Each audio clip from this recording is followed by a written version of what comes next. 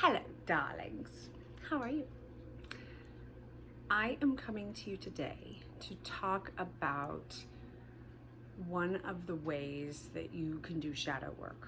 So, I am blessed to be able to sit in front of people who are going through their awakening like almost daily. And I'm able to give them advice on, where they can go, how they can go into this. And I can't tell you how many times I've given out numbers of practitioners, especially my people in Sedona at Inner Journeys. But I had a woman, she was kind of like shocked that I was suggesting that she work with someone out of Sedona. Like there's got to be an easier answer kind of thing is what I picked up out of what her question was. It was like, there's not anything I can do that I can just do like myself. And shortly thereafter, I received a download saying, how about the book, right? Okay, so I did a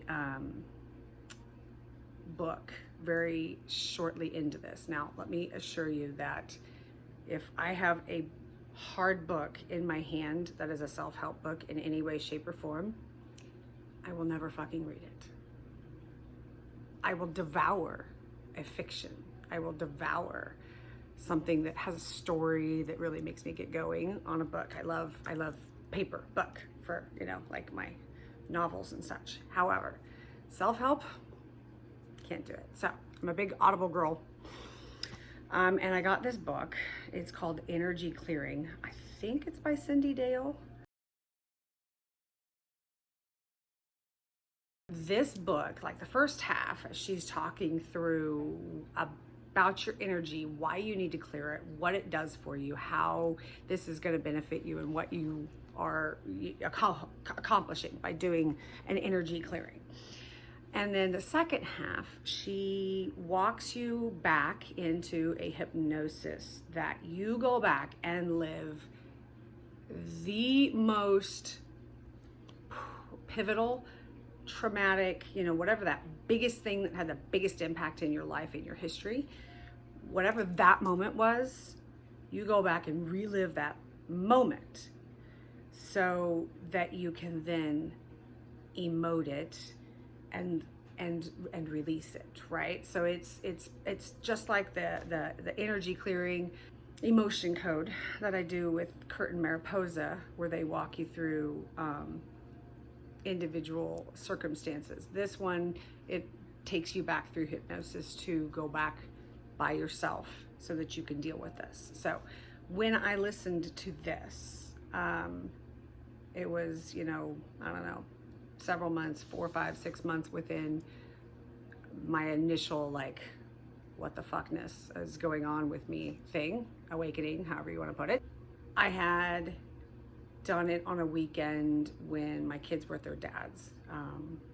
Conceptually, you're going to need to work through this shit, and you don't know how long that's going to take. So some alone time, or the ability to get alone, is highly, highly advised. So my kids go Wednesday through Sunday every other weekend to their dad. So I did this on a Wednesday afternoon. I just laid down on my living room floor. I listened to this meditation.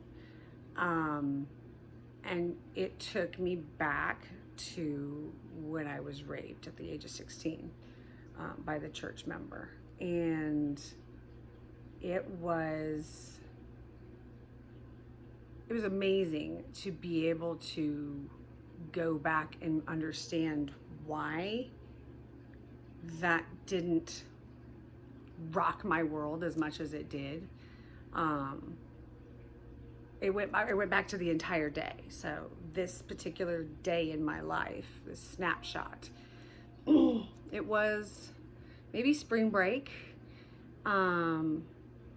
Whatever reason, there was a bikini contest at Stewart Beach, which is where we used to go.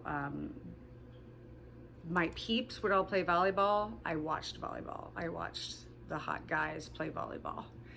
I didn't do volleyball, but my hands never got used to that whole being hit by something hard. So, so I watched volleyball. Anyway, so they had a bikini contest, and there were probably, 20 some contestants, and I entered just because why not, even though I'm wearing like considered a conservative bathing suit. Um, Molded strapless bikini top, but like a 50s inspired bottom where it's like really high waisted with a belt. Black and white checks. It was cute, but it was conservative, you know, compared to the other girls in the bikini contest. I, of course, had to lie and say I was 18 because I was only 16 at the time, but you had to be 18 to be in the contest. And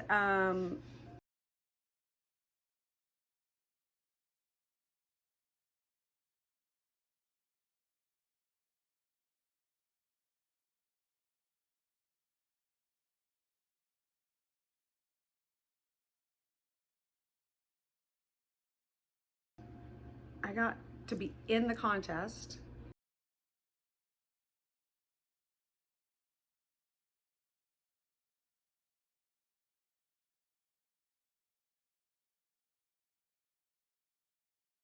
I won first place, which got me like 250 bucks or something at the gift shop, which meant more bikinis.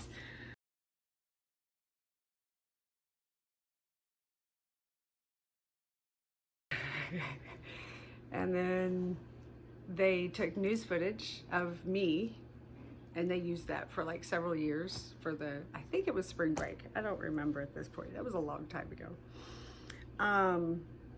So it was a very good day, right? I mean, I was flying high. It was awesome. I was there with a friend, and her older sister had driven us. Her older sister was already married, so her older sister and husband.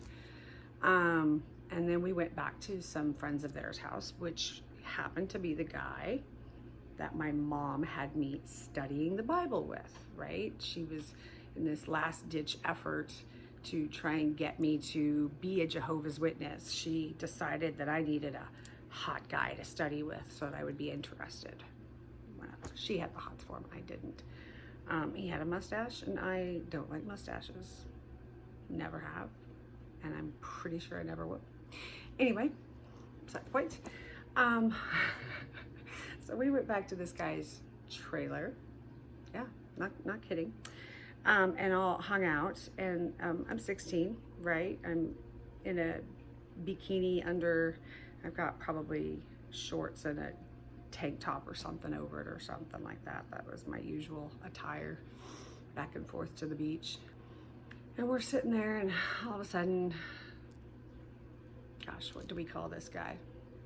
Let's call this guy,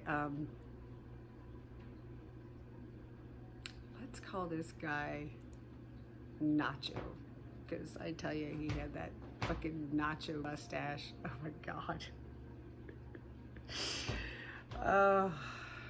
Okay, so Nacho starts pouring strawberry daiquiris into my friend and I. And then the friend needed to go home. Somebody needed to go home. So the sister takes the friend, and they all take off to go take somebody home and leave me there with Nacho and the strawberry daiquiris. I don't remember much of it. I do remember waking up to one hand on my neck and one hand slapped across my mouth to keep me quiet, and banging on the door. So the sister had gotten back, and I come to.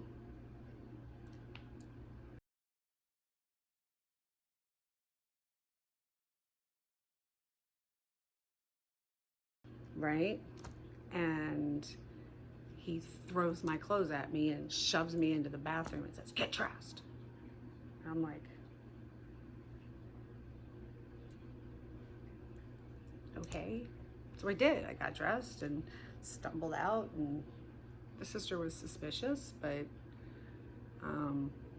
it took months for them to come forward and say anything, and I never said anything because, like I said, I just kind of I mean, I didn't let it bother me. It didn't rock my world. It didn't. I was so in a phase of my life where I was making all kinds of bad decisions and bad choices and doing stupid things anyway, so it never rocked my world like in the everyday. Apparently it did emotionally, because it was back there. It was the first thing that came up when I went back to the most monumental, pivotal moment in my life. But I think that in my self-defense, maybe, my mind chose to remember that day as the day I won the bikini contest at Stewart Beach against 20 other women. That, you know, I mean, that's what I chose to remember. And I guess I'm proud of myself for that, because if you can choose to see happiness and gratitude and self-love in the face of something like that, and not allow being raped to just change who you are, you know, I guess that self-defense mechanism worked for me. I mean, I don't know. So this one book, like, cracked it open. That was like that first experience where I went back and did the shadow work to heal, okay? I did it another time, and it took me to another circumstance where I was traumatized, but never dealt with it, never spoke about it, never told anyone about it. So it didn't take me back to the same place. It took me back to the next one. And I haven't been brave enough to do it again. I'm not gonna lie. Going back to the first one, that reliving that rape of 16, I did that on a Wednesday afternoon. By Wednesday night, I was just fucking bawling. So I got that emotion. I got to express that emotion. That's what needed to come out. And then Thursday, Friday, I was pretty down and melancholy, but Friday night I took my ass dancing. I got some dance floor therapy in and felt a lot better. So that's what I was saying about if you could have some time where it's all you and you can just like go through it, just feel it, let it out.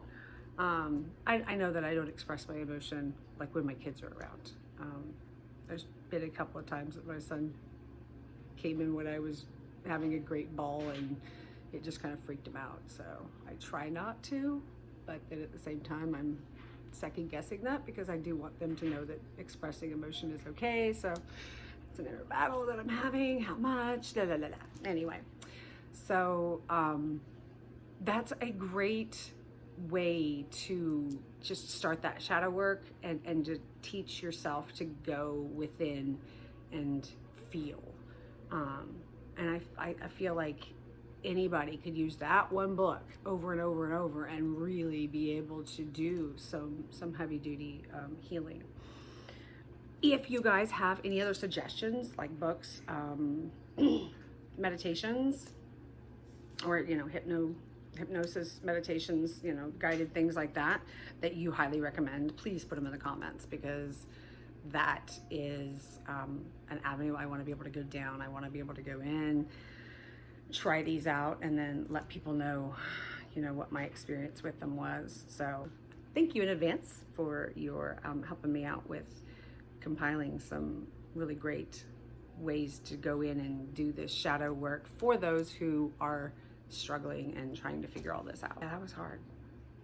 That is not something I ever wanted to talk about, much less on YouTube. But I was told that it would help people out there that are asking that question of what can I do? What can I do right here, right now, without having to get on somebody else's schedule? Here's one, and it truly fucking works. It's amazing. So, all right, love to you all. Have a fabulous day, and go out and rock this day.